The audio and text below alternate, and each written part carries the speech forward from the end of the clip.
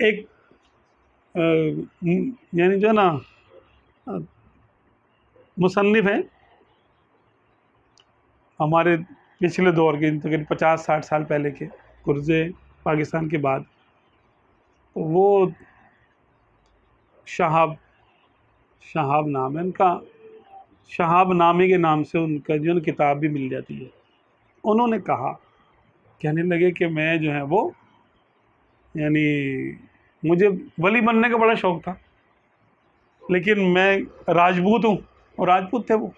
کہتے ہیں راجپوت ہیں، ہمارے خاندانی ہوتا ہے کہ ہم لوگ، اچھا ہندوؤں میں راجپوت بڑی نسل مانی جاتی تھی نا،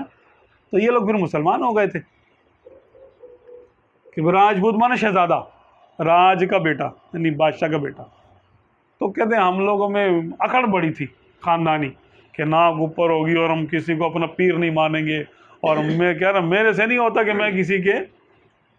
یعنی پیری مریدی میں کروں، کسی کے سامنے میں جا کے گھٹنے جو ہے وہ طے کر کے بیٹھوں، اللہ یہ نہیں ہو سکتا۔ میں نے دعا کی، میں ایک جگہ گیا، انگریزوں نے بھیجا تھا کہ جاؤ، جب پاکستان بن رہا تھا تو انہوں نے کہا بھئی دیکھو جہاں جہاں پر اذان ہو رہی ہے وہاں کا یعنی علاقہ نوٹ کر لو کہ اس کو پاکستان میں شامل کریں گے۔ تو کہتے ہیں میں پھر گاؤں کریا میں جاتا تھا، جہاں اذان کی آواز آ رہی ہوتی تھی، جہاں مسجد ہوتی تھی، اس علاقے کو ہم پاکستان میں لکھ دیتے تھے، سرحد کی سرحد بندی کر رہے تھے۔ ڈپٹی کلیکٹر تھے آپ وہاں پر، یعنی انگریز کی اس میں نا بیوروکریسی میں تھے۔ چلو میں ایک دفعہ گیا تو جمعے کی نماز میں پہنچا، گاؤں گوٹ کی مسجد تھی، تو ایک امام صاحب بڑا اچھا بیان کر رہے تھے، وہ سیدہ پاک کی کوئی تعریف کر رہے تھے کہ سیدہ کا سرکار صلی اللہ علیہ وسلم کی بارگاہ میں بڑا مقام تھا، صحابہ کرام اگر کوئی اپنی بات سرکار سے منوانا چاہتے تھے اور ایسی ہوتی تھی کہ بھائی کہنے کی ہمت نہیں ہو رہی ہے تو کسی خادمہ کے ذریعے، کسی کنیز کے ذریعے سیدہ کو یہ بات پہنچا دیتے تھے کہ آپ ہماری بات کر لیں ذرا آقا سے۔ اب سیدہ جب بات کر لیتی تھی تو سرکار صلی اللہ علیہ وسلم اس کو منع نہیں فرماتے تھے عام طور پہ۔ تو یہ وہ امام صاحب بیان کر رہے تھے دیہاتی انداز میں، کہنا میں نے کہا یار میں بھی پھر اپنی بات کر لیتا ہوں، کیا بات، سبحان اللہ، کیا بات۔ پھر میں نے وہیں پہ جمعے کے بعد 2 رکعت پڑھی، 2 رکعت پڑھنے کے بعد میں نے کہا یا میرے مولا اس کا ثواب سیدہ کو پہنچا دے میری طرف سے، اور ان کو میری طرف سے یہ میری عرض ان تک پہنچا دے کہ وہ میرے بارے میں آقا سے اگر بات کر لیں تو مجھے بھی ولایت کا شوق ہے، اگر ولی بنوا دے مجھے تو کیا ہی بات ہے آپ کی۔ اچھا یہ کہہ کے کہتے میں اب جو انگریزوں کا تعلیم یافتہ، تربیت یافتہ اور ڈپٹی کلیکٹر ہوگا، اس کا دماغ کہاں ہوگا، اس کا مذہبی تو بالکل نہیں ہوگا۔ کہہ رہے لیکن ایک بات ہے، شروع سے مجھے درود شریف کی عادت تھی اور میں اس معاملے میں بڑا ٹچی تھا کہ نہیں بھائی سرکار کی عزت، عظمت اور صحابہ اہل بیت، یہ میرا تھا، باقی نماز وغیرہ نہیں پڑھتا تھا، کوئی ایسے نیک آدمی نہیں تھا۔ چلو میں نے کہہ دیا اور میں کہہ کے آ گیا۔ 3 مہینے کے بعد کہتے ہیں کہ مجھے کینیڈا سے اب میری بھابھی کا خط آیا۔ اب بھابھی تھی کینیڈین تھی وہ، یعنی انگریز سے مسلمان ہوئی تھی وہ، تو انہوں نے مجھے خط بھیجا، وہ انگلش میں خط انہوں نے چھاپا بھی اپنی کتاب میں۔ خلاصہ یہ اس کا کہ شہاب مجھے سیدہ بیوی پاک کی مجھے زیارت ہوئی، تو میں پہلے تو میں جو نا پہچانی نہیں، ایک نورانی خاتون ہے اور وہ مجھ سے کہہ رہی ہیں کہ اپنے دیور کو میرا پیغام دے دینا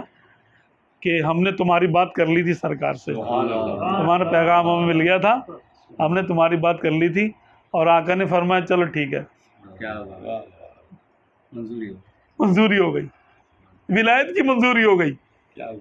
کہہ رہے میری تو یہ میں نے خط پڑھا نا تو کیونکہ کسی کو نہیں پتا تھا، میں بس کہہ کے آگے بھول گیا تھا، 3 مہینے خیال بھی نہیں کیا میں نے کہ میں نے کیا کام کر دیا میں نے۔ میں اتنا رویا ہوں 1 ہفتے میں کمرے سے نہیں نکلا،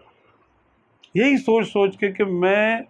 میرے جیسے آدمی کی ان دونوں باپ بیٹی کے درمیان میں گفتگو ہوئی، وہاں میرا نام لیا گیا، اور کائنات کی کس قدر مقدس ہستیوں نے میرے بارے میں ڈسکشن کی، اور سیدہ نے دیکھو 2 رکعت پہ ہی نماز دیا، اور 2 رکعت پڑھ کے میں نے کہا تھا اس کا اصال ثواب سیدہ یہ تحفہ قبول کرے اور ذرا میرے لیے ولایت کی بات کر لیں۔ مجھے اندازہ بھی نہیں تھا کہ کیا ہوگا۔ کہتے پھر جو ہے وہ تھوڑے دنوں کے بعد مجھے کس کی زیارت ہوئی؟ خواجہ قطب الدین بختیار کاکی رحمۃ اللہ علیہ کی، اور آپ نے فرمایا کہ تم اس فیلڈ کے بندے تو نہیں ہو، لیکن تمہارے حکم بڑے اوپر سے آتا ہے، کیا تو کرنا پڑے گا، سبحان اللہ، کرنا پڑے گا تمہارے لیے کچھ۔ کہتے انہوں نے خادم کو بلایا، اس نے یا خادم نے یا انہوں نے خود نے ایک مشروب میرے سامنے پیش کیا کہ مشروب جو ہے وہ میں نے دیکھا تو میں پینے لگا، تو کہ میرے اندر سے ایک بلی کا بچہ یا پلے کی شکل کا نا ایک جانور نکلا میرے اندر سے، خواب دیکھ رہا ہوں، اندر سے نکلا، اور اس نے اس پیالے میں مجھ سے پہلے منہ مار دی اور بھاگ گیا۔ تو قطب الدین یعنی بختیار کاکی رحمۃ اللہ علیہ نے فرمایا کہ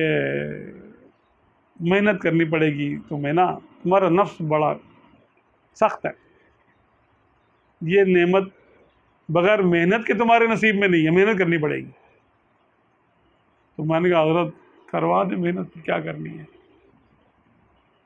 تو پھر انہوں نے پورا طریقہ کار فرمایا کہ تم کو تمہارا طریقہ مل جایا کرے گا۔ کہنے پھر مختلف اعمال مجھے اپنی الماری میں ایک خط انگلش میں، انگلش تصوف، خیر اردو تو مجھے وہاں تھی ہی نہیں تھا، میں کسی مدرسے میں گیا تھا تو مجھے اردو تو آتی نہیں تھی، تو انگلش میں نے پڑھی تھی، تو انگلش میں ہی وہ مراقبے اور اعمال اور اب یہ کرو، اب یہ کرو، اب یہ کرو، جو میں عمل کر لیتا تھا اس کا جواب میں، اس کی جو بھی ہوتا تھا میں اس کا جواب لکھ کے اپنی الماری میں رکھ دیتا تھا، پھر اگلے دن الماری میں اس کا جواب مجھے مل جاتا تھا۔ تو یہ اس کو کہتے ہیں یعنی طریقہ اویسیہ، کہ بظاہر کوئی پیر نہیں ہے سامنے، بلکہ آقا دو عالم صلی اللہ علیہ وسلم کی طرف سے ڈائریکٹ ان کی تربیت ہو رہی ہے۔ تو اس میں سیدہ کی دیکھیں دعائیں کیا ہیں، اور یہ بھی آپ کو بتاؤں کہ آج بھی یہ اپارچونٹی ہے، اگر کوئی کرنا چاہے 2 رکعت پہ اپنا کام کرانا چاہے کرا لے۔ بھائی سیدہ کی کوئی وہ سخاوت ختم تو نہیں ہو گئی، اور نہ کوئی ولایت میں اللہ نے کوئی عدد رکھا ہوا ہے کہ بھائی اس عدد کے بعد کوئی ولی نہیں بنے گا۔ آپ بھی ٹرائی کریں، بلکہ ہر سننے والا ٹرائی کریں۔